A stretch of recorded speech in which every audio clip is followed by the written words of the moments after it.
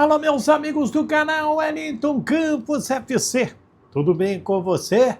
Pois é, parece que o clássico não acabou ainda, né? Flamengo e Vasco, Vasco e Flamengo 1-1, muita gente comentando, e a gente ainda vai dar uma requentada nas coisas do clássico, que às vezes chega o jogo e vem muita informação e depois a gente vai começando a separar quem se destacou, quem foi mal, como que o time adversário viu o jogo do Vasco, como que o Felipe Luiz encarou esse empate. Gosto muito do trabalho do Felipe Luiz, né? Vamos trazer detalhes do Bahia, próximo adversário do Vasco na quarta-feira. Enfim, tem um monte de coisa para a gente falar, para mostrar também. Quero destacar uma sonora também do Fernando Diniz. No vídeo anterior a gente colocou a coletiva dele inteirinha, mas a gente foi lá, pescou, né? Como vocês dizem agora, um recorte dele falando a respeito do Cuesta, falando também do destaque que foi o Ryan jogando muito, e principalmente o Oliveira.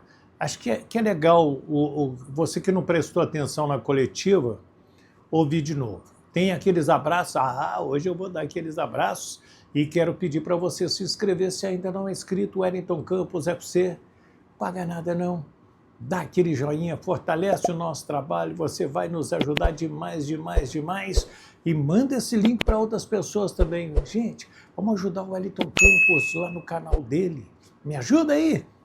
Roda a vinheta.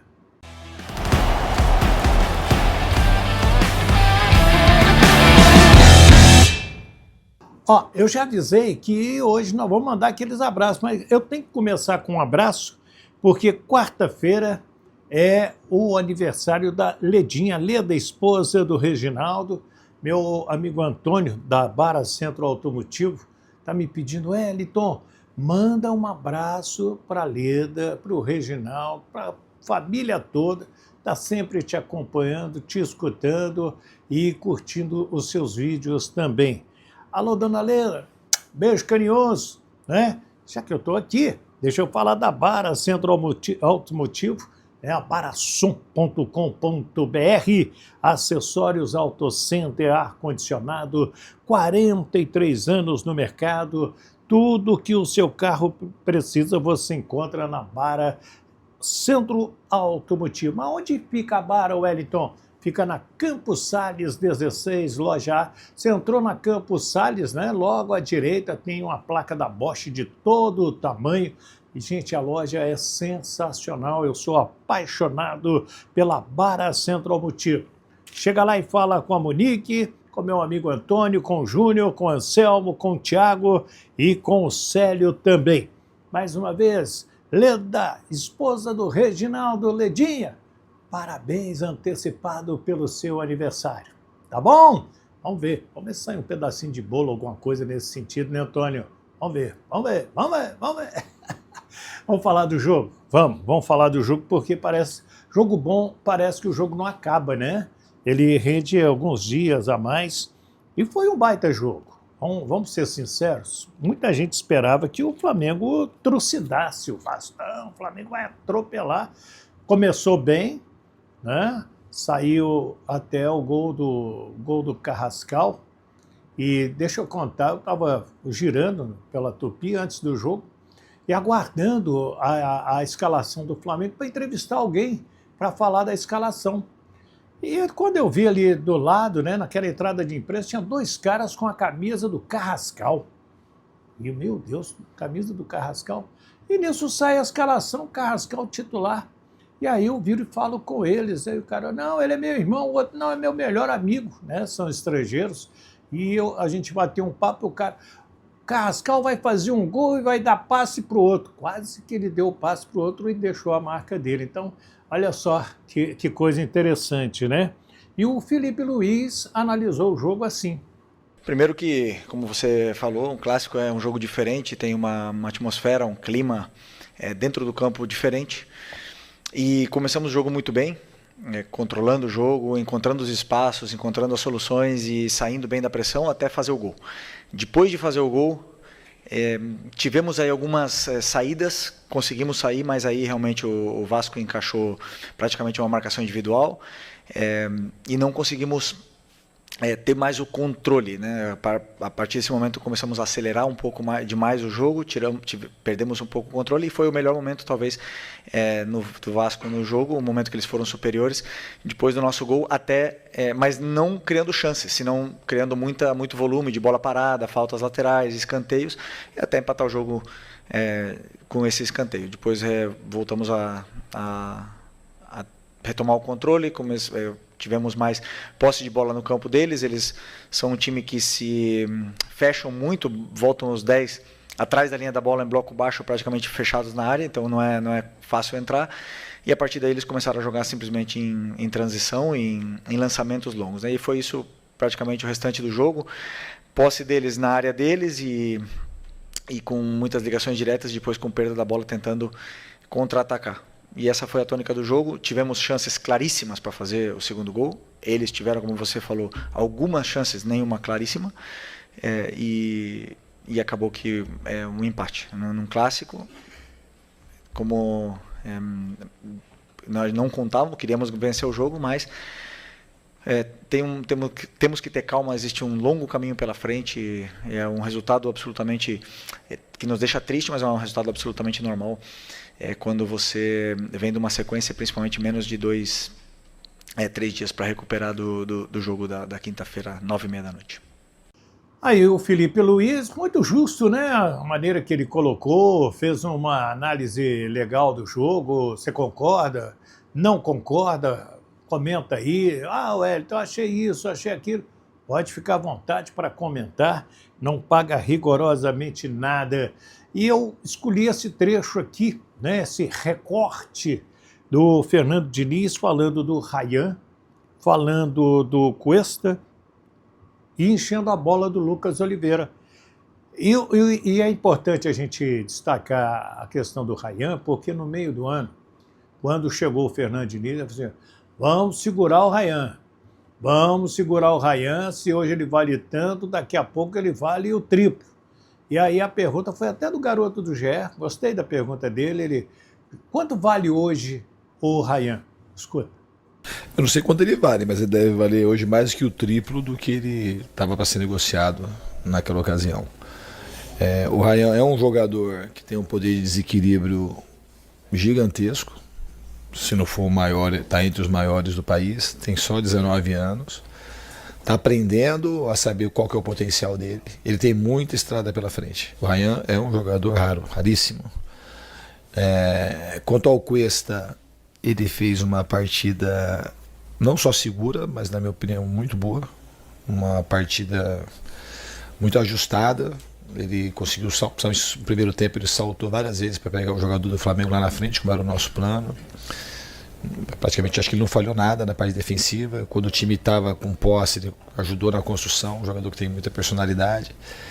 E foi um acerto grande, tanto ele quanto o Robert Renan na janela, que a gente sempre estava aquela pressa para contratar e a gente sempre, com pouco dinheiro, a gente conseguiu fazer boas contratações na janela. Eu vou falar de um jogador que vocês vão perguntar, não sei se vão perguntar, mas hoje assim, a partida que tem que ser mais enaltecida para mim é a do Oliveira. É um jogador que estava há muito tempo sem jogar, extremamente questionado, desde que eu estou aqui. Jogou, marcou o Bruno Henrique, não perdeu um lance, marcou o Pedro, não perdeu um lance, jogou amarelado o segundo tempo inteiro e contribuiu muito. Então é um jogador que está treinado, é um jogador capaz, é um jogador que hoje mostrou e deu um bom sinal para todo mundo. Eu não estava aqui antes do Oliveira, quando eu falei do Oliveira que eu conheci o Oliveira do Cruzeiro, até tentei levar ele para o Fluminense. Então a gente assim, agora precisa ter regularidade. Mas um jogador que faz uma partida como ele fez hoje, sob as condições que ele jogou, o jogador não pode ser ruim. Como a gente sempre vai massacrando. Então o cara, para ser bom, não pode falhar, tem que ser toda hora ir bem. Então, é um jogador que tem potencial. Então quando ele foi contratado, pode ser questionado, pode ter errado em algum momento, mas não é um jogador ruim. É um jogador que a gente nos treinamentos, ele não está jogando, eu não botei ele no jogo hoje, porque foi uma orelhada, porque é na sorte. Porque ele mostrou. Isso não quer dizer que ele não pode falhar. Como o Cuesta não pode falhar, como teve falha no jogo do Ceará. Já que ele falhar, falhou. E até o Matheus Carvalho hoje, que entrou também quando entrou no jogo, jogou poucos minutos, mas jogou de uma maneira diferente, jogou no jogo contra o Ceará, jogou com lucidez, acertando os passes, dando um pouco mais de tranquilidade para o time. Legal, né? Boa resposta aí do Fernando Diniz, falando também do Lucas Oliveira. É que é o seguinte, gente, às vezes você tem um baita grupo, mas não está ganhando, e aí você começa a procurar defeito. Isso é normal na vida, né? Se o seu carro está afinadinho, está bonitinho, olha, não, tá bacana pneu, tá bacana amortecedor, tá bacana isso, aquilo outro. Se dá um pipoco ali, um pipoco aqui, você vai, já está na hora de trocar esse carro, não dá mais. Por exemplo, Puma Rodrigues na lateral esquerda. Fantástico, sensacional. O Barros, que o Diniz mandou buscar lá no América Mineiro, entrou, o time não perdeu mais. Ah, não vai perder, ué? Vai, mas o garoto joga com uma elegância.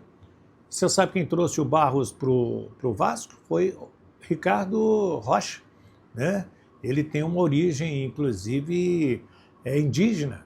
Olha só, é um projeto do Ricardo naquelas aldeias ali de Pernambuco, trouxe o Cauã Barros para o Vasco e hoje ele vai acontecendo. Acho legal a gente contar isso aqui.